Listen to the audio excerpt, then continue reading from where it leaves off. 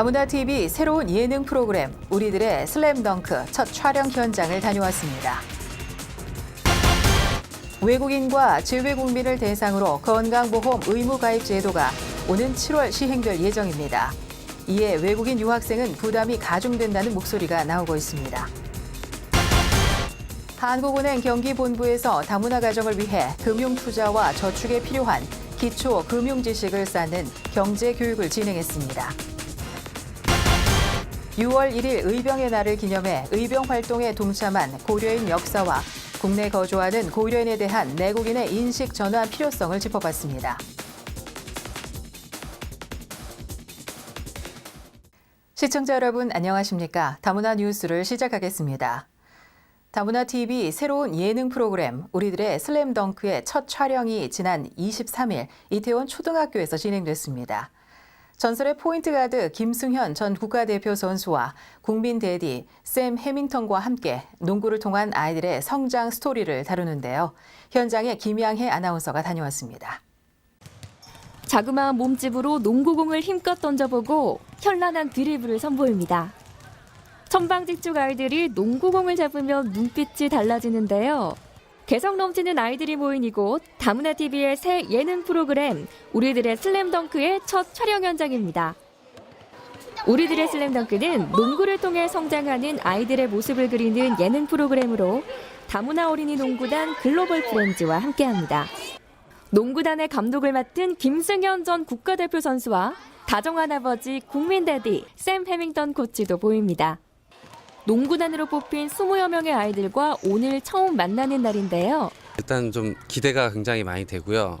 이 외국인들이 원래 이 동양인들하고 좀 신체적인 그 구조가 틀려요. 그래서 분명히 이 아이들도 이 농구에 있어서는 굉장히 그 타고난 몸을 가지고 있을 거라고 저는 믿고 있고요. 제 사명감은 뭐 당연히 아이들이 정말 재밌는 그런 농구를 할 수 있게 만들어 줄 거고요. 막상 아이들을 만나자 천하의 김승현 선수도 진땀을 빼는데요. 아이들은 농구공만 쫓아다니느라 통제불능입니다. 이때 등장한 샘 해밍턴 코치, 국민 대디답게 아이들을 제법 능숙하게 다루는데요. 샘 해밍턴은 소문난 농구 마니아로 아들 벤틀리를 농구 선수로 키우고 싶다고 할 정도입니다. 저 아버지로서 다문화 가정으로서 충분히 이 친구들하고 소통이 잘 될 수 있다고 생각해요. 첫째가 안 될 것 같고요. 둘째 벤틀리만 생각하고 있어요. 윌리엄은 운동선수 안 될 것 같아요. 한편 아이들의 관심을 끌기 위해 김승현 감독이 현란한 기술을 선보이는데 그만 공을 놓쳐버리고 회심의 3점 슛으로 만회합니다. 이에 도전장을 내민 아이들과 한판 대결도 펼치는데요. 농구할 때가 가장 즐겁다고 하는 아이들입니다. 슛도 하고 친구들이랑 노니까 더 재밌어요. 팀들과 협동하면서 골을 넣는다는 게 너무 기분이 좋았어요. I want other people to know that basketball is a great sport.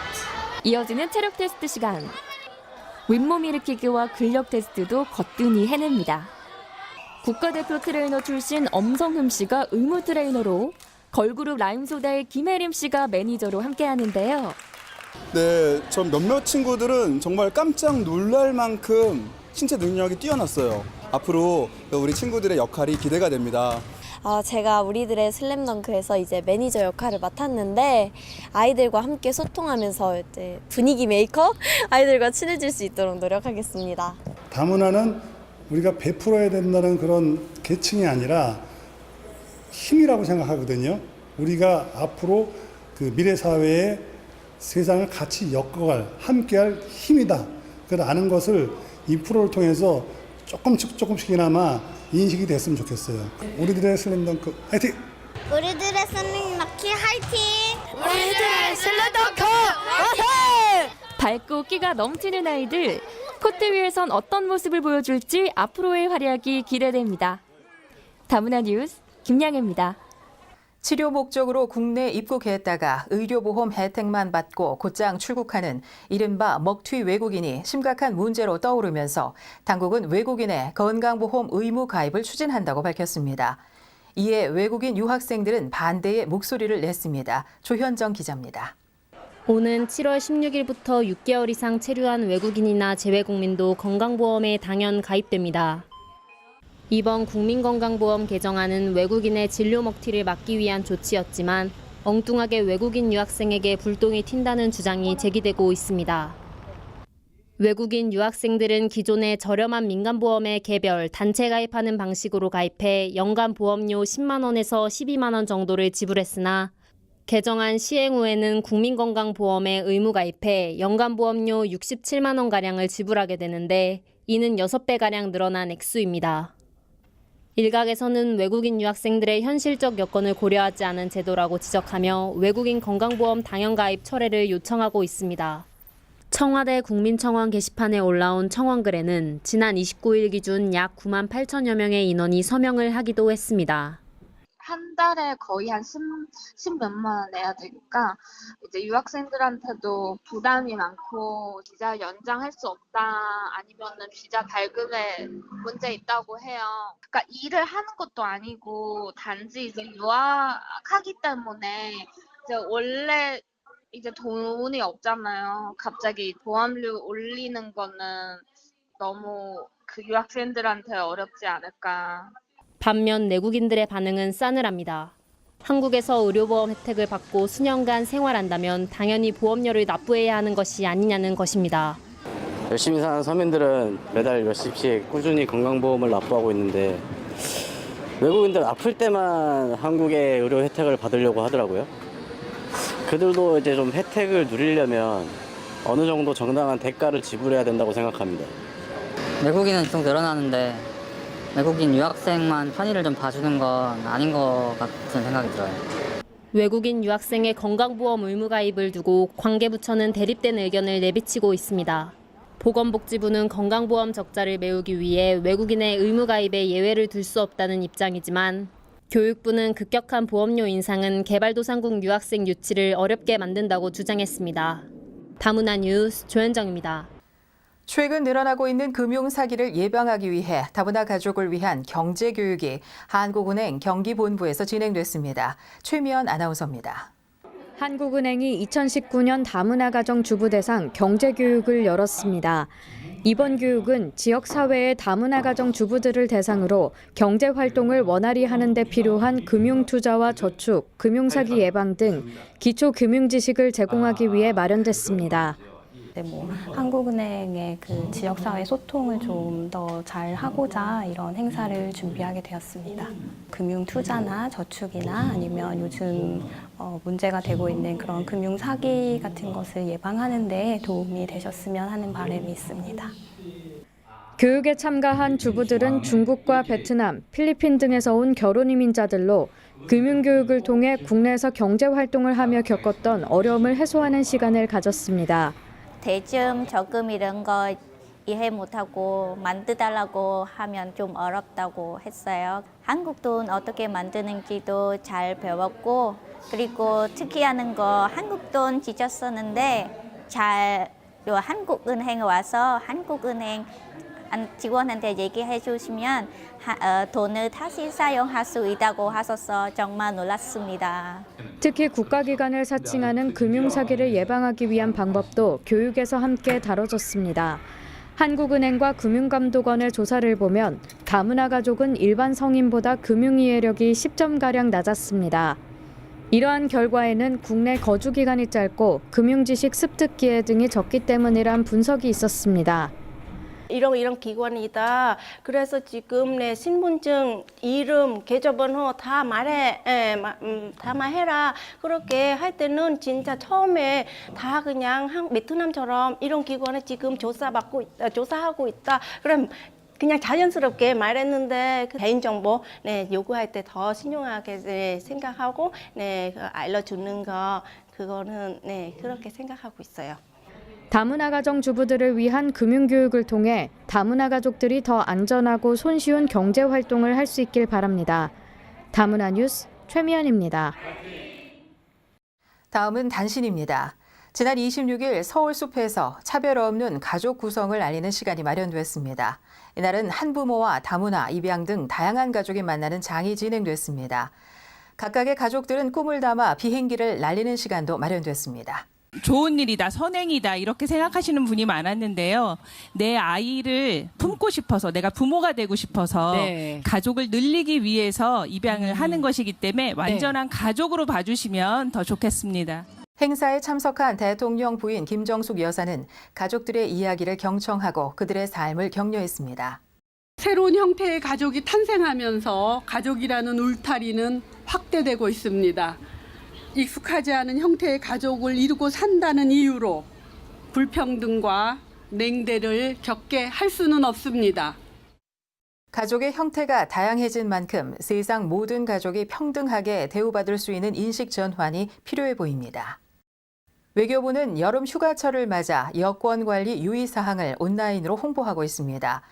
해외 여행을 계획한다면 사전에 여권의 훼손 여부와 자녀 유효기간 등을 확인해야 합니다. 여권 사증란에 낙서 또는 메모 등 경미하게라도 훼손된 여권을 소지했다면 항공권 발권 제한 또는 입국 거부 등의 피해를 받을 수도 있습니다. 또한 상당수 국가에서 입국 외국인에 대해 통상 6개월 이상의 자녀 유효기간을 요구하기 때문에 여행 전 여권의 유효기간을 반드시 확인해야 하고 여권 소지인 서명란에는 반드시 서명해야 합니다. 자세한 내용은 여권 안내 홈페이지와 해외 안전여행 홈페이지에서 확인할 수 있습니다. 보건복지부와 한국건강증진개발원은 정부의 영양플러스 사업 추진을 통해 빈혈율과 성장 부진이 20%대로 낮아지는 등 성과가 확인됐다고 밝혔습니다. 영양 플러스 사업은 빈혈과 저체중, 성장 부진, 영양 섭취 불량과 같은 영양 위험 요인이 있는 저소득 임산부와 영유아에게 보충식품과 함께 영양교육, 상담 서비스를 제공하는 사업입니다. 보건당국은 영양 플러스 사업 대상을 과체중과 비만인 영유아, 임산부로 확대하기 위해 이들을 위한 온라인 교육과정 3개를 올해 안에 개발하고 내년에 시범 사업을 실시할 계획입니다. 또한 다문화 가정을 위해 중국어와 베트남어로 온라인 교육 과정을 제공할 예정입니다.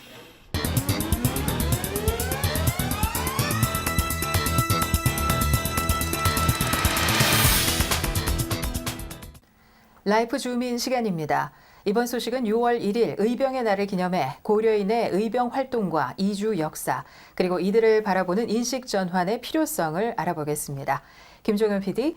네. 의병의 날을 맞이하면서 고려인에 대해서 취재를 하셨는데요. 이 고려인이 의병 활동과 어떤 관계가 있습니까? 네, 우선 고려인들의 의병 활동 좀 알기 전에 이들에 대한 이주 배경 좀 알 필요가 있습니다. 먼저 고려인은 1864년에서 64년 정도에서 이주를 하게 되었는데요. 이 당시 조선 말기이다 보니 생계를 위해서 이주를 하기 시작했습니다. 이들은 연해주 지신어라는 곳에 정착을 하여서 생계를 이뤄가게 되었는데요. 1864년도에는 60여 가구가 살았고 1869년도에는 766가구로 증가하면서 대표적인 한인 마을로 거주하게 되었습니다. 여기까지는 생계를 위한 이동을 했는데요. 이제 그 이후부터가 좀 중요해집니다. 1894년 갑오개혁 발단과 1895년 청일전쟁에서 일본이 승리하고 그 당시 조선 내각 중에는 계합파들이 국정을 일본식으로 변경하다 보니 오히려 그 전국에서 의병들이 좀 모아지면서 활동이 시작하게 되었습니다.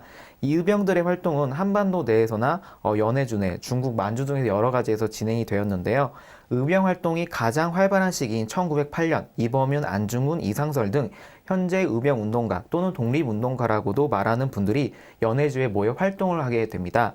그 이후에도 계속하는데 학계에서는 1910년을 기점으로 대한제국과 일본제국이 한일 병합이 맺어짐으로 인해서 그 이유는 독립운동으로 보고 있습니다. 네, 그렇군요. 그럼 고려인이라고 하는 사람들이 조선 말기에 러시아 연해주로 이주해서 한반도를 위한 의병운동 또 독립운동을 했던 건데요. 그러면 30년대 들어와서는 소련의 압박으로 강제 이주가 된 사건도 있었다고 합니다.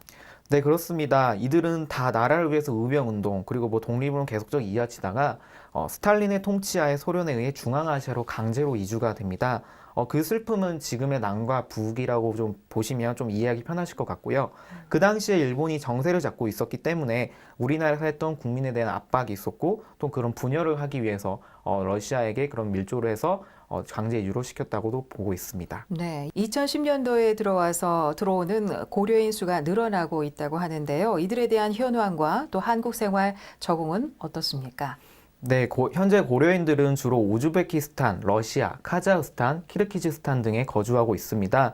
전체 47만여 명의 고려인이 독립국가 연합에 거주하며 그중 19만 8천여 명이 우즈베키스탄, 12만 5천여 명이 러시아, 10만 5천 명이 카자흐스탄, 1만 9천여 명이 키르기즈스탄 등 다른 지역에 살고 있습니다. 최근 고려인들이 현재 거주하는 지역에 정치나 경제적 위기로 인해 다시 할아버지의 나라인 돌아간 생각으로 2007년부터 국내로 유입이 되고 있고요. 지금은 국내 8만여 명으로 추산되고 있습니다. 또한 이들은 한국에서 살아가는 데 있어 언어의 문제에 힘든 점이 많고 또 고려인들이 본인들이 또 어떻게 국내로 들어오는지는 그런 역사를 몰라서 정체성이 어려움이 있는데요. 역사를 부분에 이번 좀 취재를 해보는데 인터뷰를 먼저 들어보시겠습니다. 네. 제가 고려인을 한 3, 4년 전부터 이제 만나면서 하나 이제 알게 된 것은 고려인 스스로 자기들의 역사를 모르고 있다는 사실. 왜 모를까 이런 이제 궁금증을 가지면서 이분들하고 얘기해 보니 이분들이 이제 한국에 들어오기 전에 중앙아시아든지 러시아 등등에 살면서 우리나라 역사를 특히 이제 고려인 역사를 공부할 기회가 없었더라고요. 그래서 이제 그분들에게 고려인에 대한 역사. 네, 고려인의 역사를 알고 이들이 겪은 부분을 재조명해야 할 필요가 있어 보입니다. 그럼 이 역사를 배우는 사람들의 반응은 어떻습니까? 네, 신대건 선생님께 고려인 역사를 배우고 있는 고려인 청소년들도 인터뷰를 해보았는데요. 한번 들어보시겠습니다. 네. 제 개인적 이유는 자기 역사를 좀 그래도 알아야 되니까 그리고 다른 사람에게도 자기 역사를 알려야 되는 그 필요성을 느꼈기 때문에 고려인 역사는 아주 슬프기 하지만 그 슬픔은 자체로 흥미롭다고 생각합니다. 일단 강제 이주 부분은 특히 가장 슬픈 사건으로 생각합니다. 자기 역사를 아는 게 아주 중요한 거예요. 자기 역사를 모르면 사람한테 내가 누구인지도 알려줄 수 없고 자기도 모르는 게 좀 어색해요. 자기 역사를 알면 자신이 누구인지도 알 수 있고 자기 민족에 대해 더 자세히 알아볼 수 있고 다른 사람들한테 자신 그 소개밖에 다른 거 더 자세한 역사 같은 거 알려줄 수 있는 기회가 생겨요. 네, 그렇다면 이렇게 고려인을 위한 교육이 마련되고 고려인도 한국 생활을 적응하기 위해서 노력을 하고 있는데요. 앞으로 개선이 필요한 부분이 있다면 어떤 것이 있겠습니까? 네, 바로 고려인을 바라보는 시선입니다. 아무래도 이들이 중앙아시아 위주로 돌아다니다 보니 자연스럽게 한국어를 서툴고 한국 생활에 대한 부분에 대해서 어려움이 있게 되었는데요. 이들 고려인은 우리 한반도를 위해 의병 활동도 했고 독립운동들의 후손들입니다. 그래서 이 부분을 기억하면서 차별 없이 존중하면서 대할 필요가 있습니다. 네, 알겠습니다. 6월 1일 의병의 날을 기념해 고려인에 대한 역사를 알고 이들을 바라보는 시선이 하루빨리 변화되길 바라겠습니다. 김종현 PD 수고하셨습니다.